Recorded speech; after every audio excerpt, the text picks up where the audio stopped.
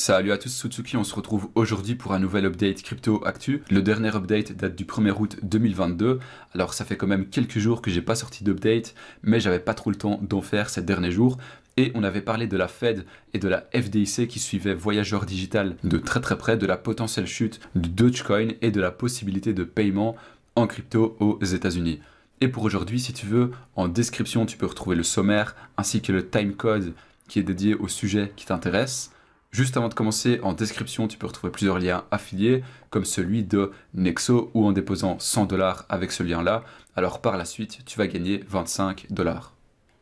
Alors pour commencer au niveau du marché global, quand on est sur la carte thermique de la crypto, on peut tout simplement voir que pour ces dernières 24 heures, on est sur des performances plutôt intéressantes. On est principalement dans le vert, voire quasiment dans le vert. On a un Bitcoin à plus 4%, un Ethereum à plus 4% aussi, un AMP à plus 1%, un Dogecoin à plus 2%, etc.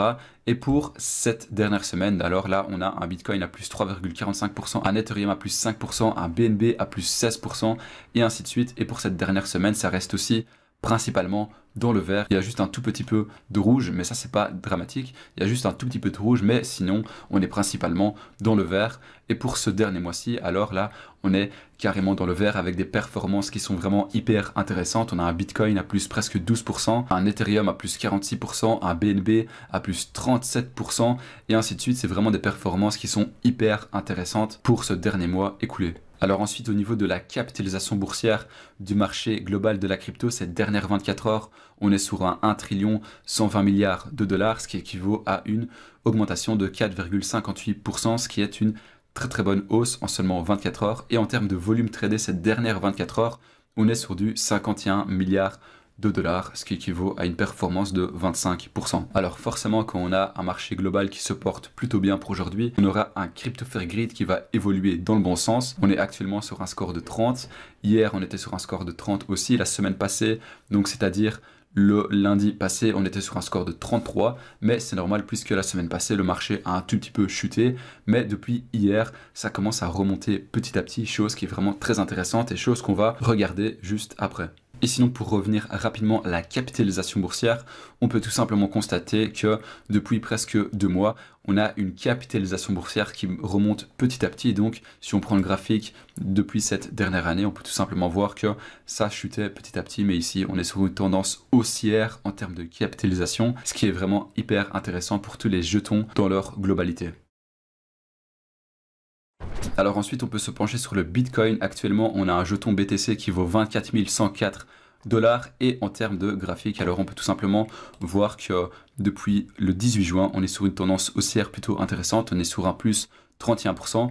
Et si on prend le graphique en H4, alors on peut voir que le graphique est très volatile mais très intéressant à la fois. Alors je m'explique. Donc on peut voir qu'il y a à chaque fois des tendances haussières et ensuite baissières sur un court terme. Mais si on prend le long terme, alors forcément, comme je viens de le dire, on est sur un plus 35% en seulement un mois et demi. Et la chose la plus intéressante depuis ces 2 derniers mois, c'est que les ATL depuis le 18 juin sont à chaque fois de plus en plus hauts. Donc on peut tout simplement constater que l'ATL du 18 juin, il était à 17 652 $. Ensuite, on a un ATL le 13 juillet qui, lui, il était à 18 946 $. L'ATL du 26 juillet qui, lui, était à 20 683 $. Et ici, on peut tout simplement voir un petit ATL à 22 340 $ pour ensuite continuer de monter petit à petit jusqu'à atteindre le prix qu'il vaut actuellement, c'est-à-dire 24 000 $. Alors par rapport à cette courbe, il faut tout simplement espérer qu'on continue sur une tendance haussière sur le long terme.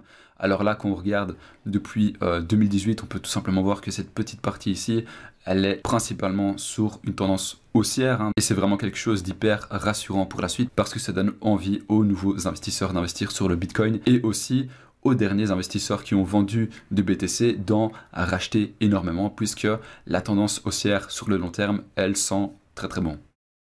Alors du coup, après avoir vu tout ça, on peut passer aux actus. Alors la première actu, elle concerne la crypto d'Instagram qui se nomme la Flow. Alors je t'explique, la semaine passée et même ce matin, on voit la crypto Flow de la blockchain Flow exploser. On est sur une performance à presque 70% en seulement quelques jours. Et tu peux tout simplement voir que la hausse, elle est résumée par 2 bougies très haussières sur un très court terme. Et la question qu'on peut se poser par rapport à ça, c'est pourquoi est-ce qu'il y a eu une si grosse hausse en une seule fois? Alors il faut le rappeler, mais la Flow, ça a bénéficié de l'adoption par Meta pour Instagram, et le Flow, ça a été créé pour élargir son programme dans les NFT. Et la raison pour laquelle il y a eu une forte hausse, c'est parce que Instagram a élargi son programme NFT vers 100 pays différents, ce qui permettra de créer des NFT sur Flow dans les 100 pays concernés. Et cette nouvelle, elle pourrait non seulement maintenir une tendance haussière pour le cours de la crypto, mais aussi assurer un volume plus important en encourageant la publication de NFT sur cette plateforme. Et par ailleurs, quand on a une hausse inattendue pendant une période sombre sur le marché global de la crypto, ça permet aux jetons concernés d'avoir une visibilité beaucoup plus accrue. Comme tu as certainement pu le voir, juste avec ce jeton, il a fallu une hausse pour qu'énormément de médias en parlent, chose qui attire énormément de personnes à commencer à se pencher sur ce jeton et sa blockchain.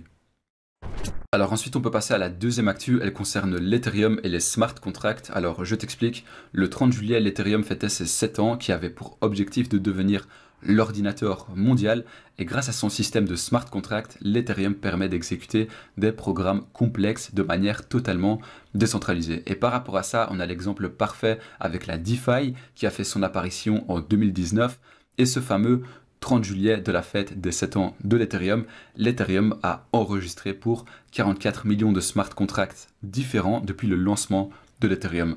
Sur le graphique que tu vois pour le moment à l'écran, tu peux tout simplement voir que le nombre de smart contracts monte sans arrêt et exponentiellement, surtout depuis 2019 où là on peut tout simplement constater une explosion du nombre de smart contracts, comme quoi la DeFi a une attirance de popularité envers l'Ethereum.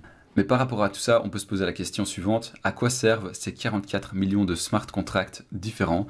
Alors déjà pour commencer, il faut savoir que 50% de tous ces smart contracts-là déployés sur l'Ethereum, soit environ 22 millions de smart contracts, ont été détruits.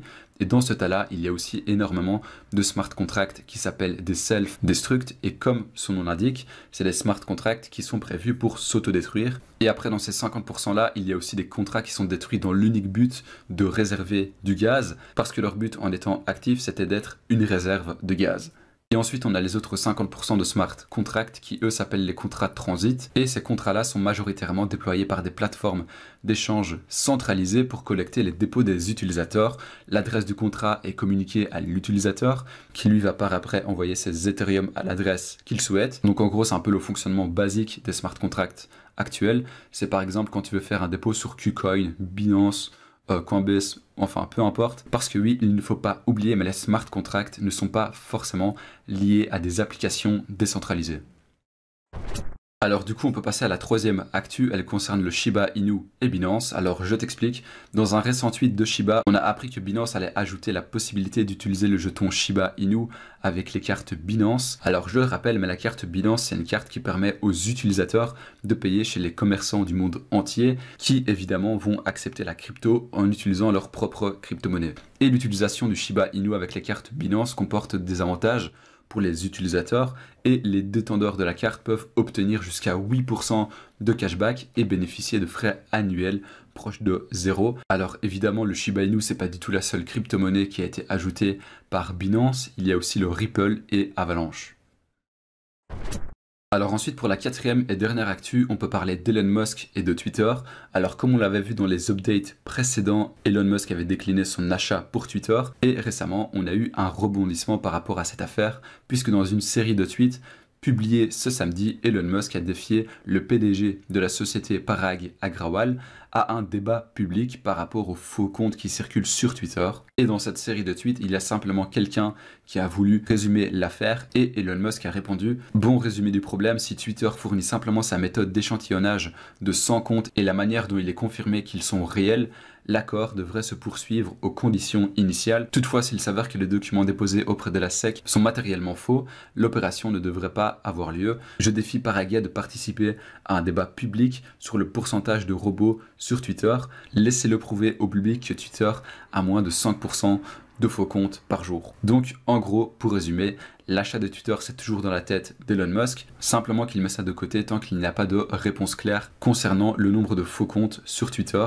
Et entre nous, si Twitter traîne autant à divulguer le nombre de faux comptes, ça veut dire qu'il est très probable, voire quasi certain, qu'il y a énormément de faux comptes sur Twitter.